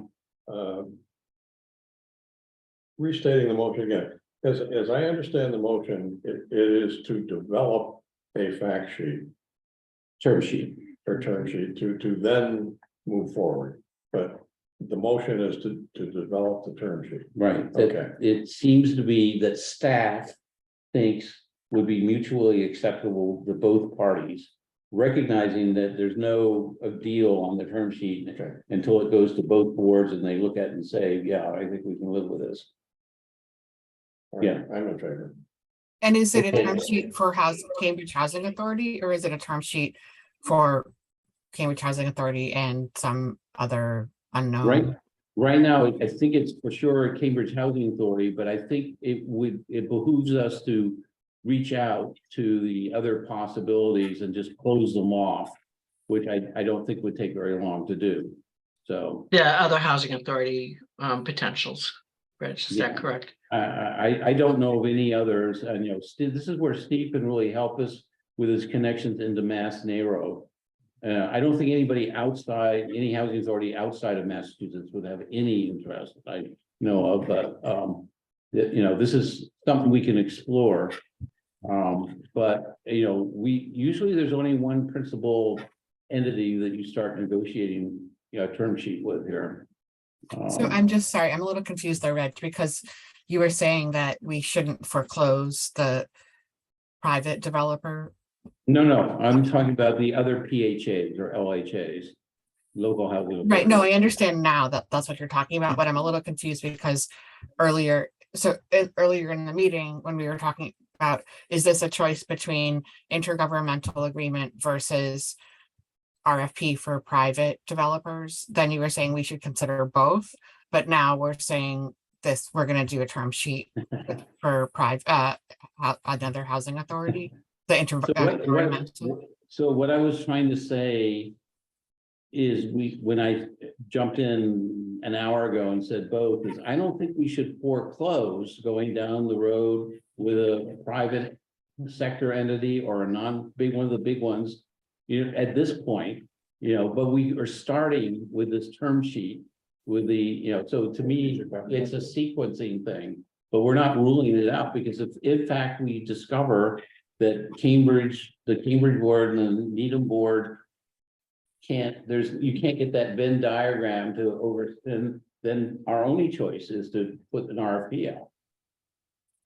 So, Yeah, and I would just say that the difference between the two is that to go forward in discussions with anybody that's not a housing authority, because with the housing authority, you're leaning as a procurement methodology on an intergovernmental agreement or arrangement. So you can ask for a term sheet from any of the housing authority partners, but you cannot go forward and ask for term sheets from private developers. You'd have to go through a request for qualifications, request for proposals relative to them. But what I hear Red say, and I agree with it as well, is that if the term sheet is not to Needham's Housing's liking, and it asks for too much, then you're keeping your option open to issuing out that RFQ and RFP to any of those parties at that point in time. And I think that's a very prudent thing to do. And that was what I was trying to say when I said, so thank you. and that's what I was gonna say. And then Steve was gonna help me rephrase it as well, so. Takes a village, Steve and Reg. You oftentimes translate my Are we words. ready to do our roll call vote here? I am, Okay, go ahead, Ed, lead us off here. I'm in favor. Ed Schuyler votes aye. Penny Kirk votes aye. Eleanor, Eleanor Evans votes aye. And Reg Foster votes aye, so I think we have a direction here. Thank you very much, Margaret, for the extra time, and now I'm going to entertain some ideas for speeding through the rest of the agenda or something here. And We have Reg, a- do you don't need me anymore? Do you want me Don't to need stay you on? anymore. Hi, Margaret. Yeah, thank you, All right, Margaret. thank you, guys. Appreciate your the conversation tonight. Thank you. I'd like to suggest that instead of doing the rest of the meeting, I would suggest doing an evening or late afternoon Zoom. Yeah, I'd like to approve the warrants. Yeah. Yeah, obviously, That's fine. all right, and I know you have your incredibly wonderful looking family and self-sufficiency program there, but again, I think at 9:30, we're kind of running out of gas We here. did get a, So- an approval letter from HUD today. Is there anything urgent, Cheryl, besides the warrant that we need to approve tonight here? There's a small change order. The small change order, For the okay, Matthews House Kitchen modernization. okay, so let's see if we can find another time here. I think we just had a special board meeting during our regular board meeting. I will make a motion to approve the NHA bill schedule check warrant of $373,935.95. Do I hear a second? Second from Penny. Any questions on any of the accounts payable? Hearing none, I will call the vote. Reg Foster votes aye, Eleanor Evans votes aye. Ed Tyler votes aye. Penny Kirk votes aye. and that is approved, 4-0. And then I make a motion to approve the High Rock Homes LLC bill schedule and check warrant of $44,164.55. Do I hear a second? Second. Second from Mr. Scheibler. Any comments? Hearing none. Reg Foster votes aye. Eleanor Evans votes aye. Ed Tyler votes aye. Penny Kirk votes aye. And that's approved 4-0. Thank you. And then we're going to agenda item D9.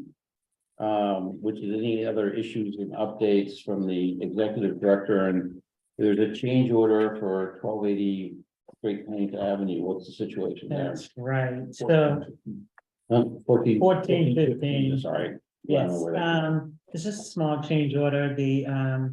The architect had designed a handicap compliant sink, and it doesn't work in the design. And so they're going with a conventional sink and a conventional design, and we'll need a conventional sink, which required a change order to that original document. So the change order is for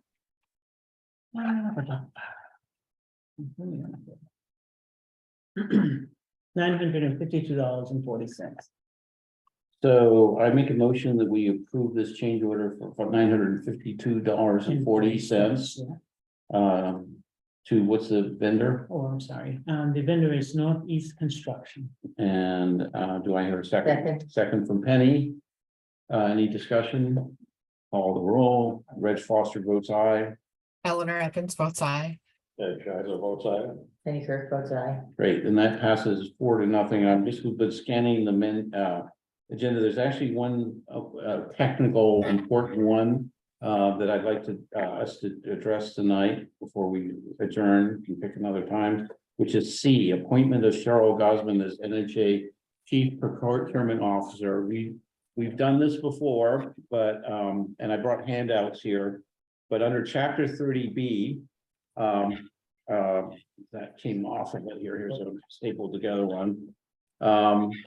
It requires us to name a appointed chief procurement officer. We should probably done it last month, in the first month, that Cheryl was in charge, which basically empowers Cheryl to do everything she needs to do that she's doing already right now as executive director. If we don't approve this, then she has very limited powers and how to approve things. And we're already doing this. I have highlighted it in green. I'm sorry, We don't have the other people here. This is 168 page guidance from the Inspector General saying that we have to do this, and local housing authorities in the housing authority, redevelopment authority, or other local jurisdictions subject to Chapter 30B, the governing board can appoint the chief procurement officer. And if we approve this motion, which we've done for every executive director, as long as I knew, then we will fill out this form on the end here. And we have to send it in to the Inspector General's office, to kind of register and certify her as that. So Each of us fill out? no, this is one form and the chair would sign it and send it in here. So I make a motion to author that the Board of Commissioners of the Needham Housing Authority approve our Executive Director Cheryl Gosman as our Chief Procurement Officer and authorize the Executive Director and the Chair to fill out the form and sign it and send it in to the Inspector General. Second from Mr. Scheidler. Any further discussion? Would that mean What? that something like we just had to make a change order, that we wouldn't have to do that? So no, we still have to do change orders, still has to do all those approvals. But the complicated things we're doing with BH&A right now, or if we got, there's a whole, or these RFPs that we've already put out. That ultimately we're going to get for Seabeds and Cook, that then have to be approved by the board and, signed by the executive director. I don't think she has the power to do that.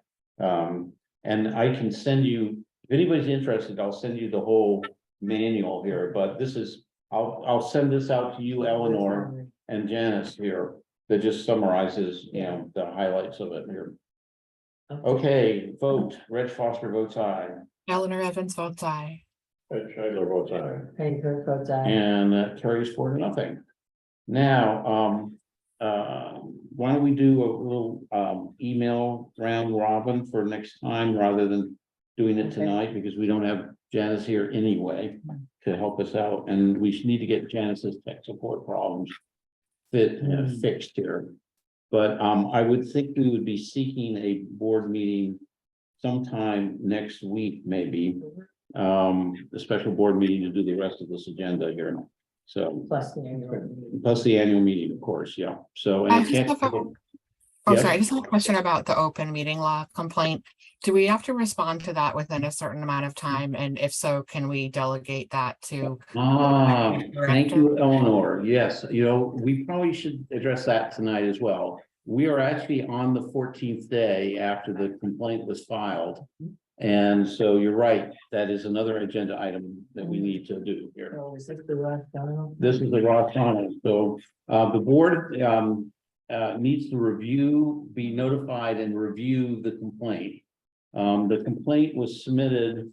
You've had a chance to read it, but the substance of the complaint is that the NHA failed to post the agenda for the April 22nd special meeting on the bulletin board in the community room in 5 Chambers Street. And thus we are in violation of the open meeting law. In fact, and Carol's checked on this, and Mr. Donald, I think, knows this too, but we're not in violation. We make good faith efforts to do that. But the requirement that would lead to an open meeting law violation is if we fail to post it on the clerk's website. Mr. Donald also said that half the people in the housing authority, tenants don't have internet. I'm not sure that's true or not, but I know Mr. Donald has internet and he certainly didn't miss the meeting himself. So I think that is, again, without merit. And then he is actually making the complaint on behalf of everybody else that allegedly doesn't have internet. But he was making the complaint on behalf of himself. And so I don't think he has standing in this matter to actually make a complaint on behalf of everybody else. We of course will still try do our best to get the word out, but everybody knows they can find it posted on our webpage on the first page and so forth. So I think we will be authorizing the executive director and the chair to work on filing a response that captures these elements of the open meeting, you know, of what was alleged and what actually really happened here. And hopefully, again, you know, we'll do our best to make sure everybody knows when every board meeting is here. Do you have anything else you want to say? Well, it certainly wasn't done maliciously. No, no, it was, I had up here on your board, you see, there's an email from Teddy, you know, April 28th, saying that there was no violation. yeah, no, we definitely filed it with the town website, so. Do we need a resolution? Let's see. So, yeah, I will make a motion to delegate to the chair and the executive director the responsibility for responding to this open meeting complaint within the prescribed 14 business days of tonight. And do I hear a second? Second. Second by Penny. Hearing no further discussion, I will call the roll again. Reg Foster votes yes. Eleanor Evans votes yes. And Shiner votes yes. Any Kurt votes yes. Great. Thanks for that catch, Eleanor. Is there anything else we overlooked that might be urgent that need to be done before next week? I don't Thanks. think see anything else. Yeah, okay, good. I will make a motion to adjourn the meeting. Second. Second by Ms. Kirk. Reg Foster votes yes. Eleanor Evans votes yes. And Shiner votes yes. Any Kurt votes aye. And the ayes carry it here, and we are adjourned. Thank you very much. And I think we can discontinue that. Good night, Anita. Good night, everybody who's still with us on in the audience. Bye-bye. Bye.